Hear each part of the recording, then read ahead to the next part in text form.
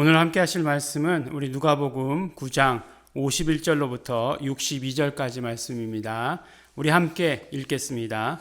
예수께서 승천하실 기약이 차 감에 예루살렘을 향하여 올라가시기로 굳게 결심하시고 사자들을 앞서 보내심에 저희가 가서 예수를 위하여 예비하려고 사마리아인의 한 촌에 들어갔더니 예수께서 예루살렘을 향하여 가시는 고로 저희가 받아들이지 아니하는지라. 제자 야고보와 요한이 이를 보고 가로되 주여 우리가 불을 명하여 하늘로 쫓아 내려 저희를 멸하라 하기를 원하시나이까. 예수께서 돌아보시며 꾸짖으시고 함께 다른 촌으로 가시니라. 길 가실 때에 혹이 여짜오되 어디로 가시든지 저는 좋으리이다. 예수께서 가라사대 여우도 굴이 있고 공중에 새도 집이 있으되 인자는 머리 둘 곳이 없도다 하시고 또 다른 사람에게 나를 조치라 하시니 그가 가로되 나로 먼저 가서 내 부친을 장사하게 허락하옵소서. 가라사대 죽은 자들로 자기의 죽은 자들을 장사하게 하고 너는 가서 하나님의 나라를 전파하라 하시고 또 다른 사람에게 이르되 주여 내가 주를 쫓겠나이다마는 나로 먼저 내 가족을 작별케 허락하소서. 예수께서 이르시되 손에 쟁기를 잡고 뒤를 돌아보는 자는 하나님의 나라에 합당치 아니하니라 하시니라. 아멘. 네, 오늘 말씀도 우리 두 단락으로 되어 있는 말씀입니다. 첫 번째 말씀은 우리 첫 번째 단락의 말씀은 누가복음에만 기록되어 있는 말씀입니다.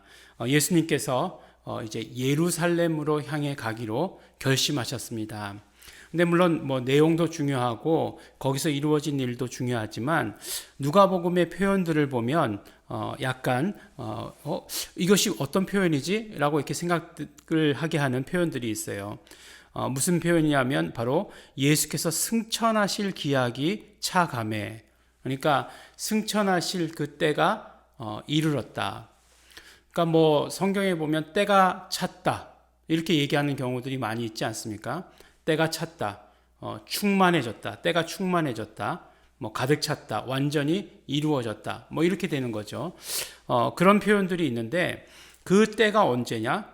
바로 승천하실 때다라고 말씀하시는 것을 오늘 우리가 보게 됩니다.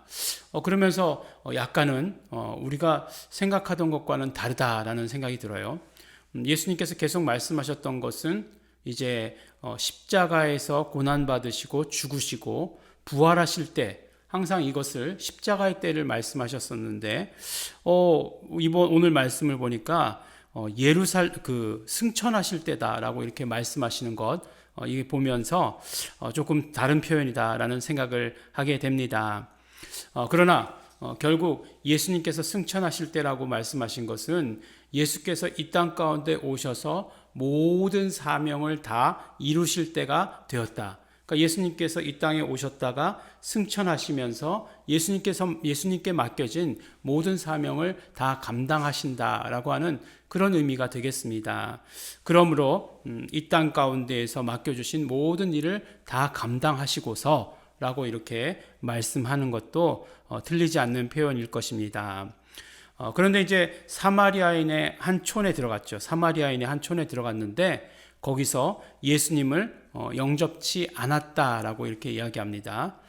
그러니까 뭐라고 얘기하죠? 제자 중에 야고보와 요한이 분하게 여겨가지고 불을 명하여 하늘로서 쫓아서 내려서 저희를 멸하라 하기를 원하시니까 이렇게 말씀하니까 예수님께서 말씀하시기를 꾸짖으셨죠. 돌아보시면서 꾸짖으시면서 다른 촌으로 가자, 다른 마을로 가자라고 이렇게 말씀하십니다. 이 말씀들이 어떤 것들을 의미하는지는 잘 모르겠지만 중요한 사실은 때가 이제 가까웠다는 것, 이 때가 다 이제 이르렀다는 것, 그리고 예수님께서 갈릴리를 떠나서 예루살렘으로 가시고 계시다라고 하는 그 사실 하나는 분명합니다. 예수님께서 예루살렘으로 지금 가고 계십니다. 그런데 이제 길 가실 때에 어떤 일이 일어났냐면 어떤 사람이 와가지고 혹이 여짜오되 이렇게 얘기하잖아요. 어떤 사람이 와서 어디로 가시든지 저는 따르겠습니다 라고 이렇게 얘기합니다. 이 구절이 마태복음에도 기록되어 있는데 이 어떤 사람에 대해서 말씀하기를 서기관이다, 어떤 한 서기관이다 라고 이렇게 이야기하고 있습니다. 그런데 예수님께서 말씀하시기를 뭐라고 얘기하냐면은 여우도 굴이 있고 공중의 새도 집이 있으되 인자는 머리 둘 곳이 없도다라고 이렇게 이야기하십니다. 그러니까 어떻게 하는 거죠? 매정하게, 아주 매정하게 이렇게 거절하시는 것들을 보게 되는 거죠. 근데 또 두 번째 유형이 나와요. 두 번째 유형은 뭐냐면 다른 사람에게 나를 좇으라. 이번엔 예수님께서 말씀하시는 거예요. 예수님께서 나를 좇으라, 나를 따르라 라고 이렇게 얘기하니까 그 사람이 뭐라고 얘기하냐면 나로 내 부친을 장사하게 허락하옵소서 라고 이렇게 얘기합니다. 그러니까 이제 그 사람이 거절한 거예요. 네, 그 사람이 거절한 것입니다. 세 번째 보니까 또 다른 사람이 가로되 주여 내가 주를 좇겠나이다마는 나로 먼저 내 가족을 작별케 허락하소서. 그러니까 이 사람은 예수님을 좇겠다는 의지를 분명하게 밝혔어요. 그런데 요 일을 마치고서 하겠다라고 이렇게 이야기를 합니다. 그러니까 예수님께서 뭐라고 말씀하시냐면 손에 쟁기를 잡고 뒤를 돌아보는 자는 하나님 나라에 합당치 아니하다라고 이렇게 말씀을 합니다. 이 말씀은 예수님을 따르는 것에 대해서 많은 분들이 이야기하기를 이런 것들을 제자도다라고 이렇게 이야기를 하죠. 제자의 길이다라고 이렇게 이야기를 합니다. 그것에 대해서 말씀하신 것이다라고 이야기들을 해요. 그런데 과연 그러면 이 세 사람 중에 누가 제자인가? 보면 한 사람도 예수님께서 제자라고 말씀하신 사람이 없어요. 합당치 않은 거죠. 근데 보니까 자세한 사정이 무엇인지는 알 수 없어요. 왜 예수님께서 그 서기관을 거부하셨는지, 서기관의 상태가 어떤 모습이었는지 우리가 알 수 있는 것은 하나도 없습니다. 대부분 다 추측할 뿐이죠. 그렇지만 분명한 것들은 있어요. 분명한 것들은 있어요. 이 세 가지 사건을 통해서, 세 가지 유형의 그 사건을 통해서 분명한 것은 있어요. 어떤 것들이 분명하냐면 하나님 나라의 일이라고 하는 것은 굉장히 급하다라고 하는 사실은 우리가 알 수 있는 것입니다. 그러니까 하나님 나라의 일을 우리는 생각하기를 하나님 나라의 일이라고 하는 것은 우리의 모든 바쁜 일들을 다 마치고서 하는 것이라고 이렇게 생각할 때가 있습니다. 물론 우리 공동체의 분들은 그렇게 생각하지 않는 분들 많이 있습니다.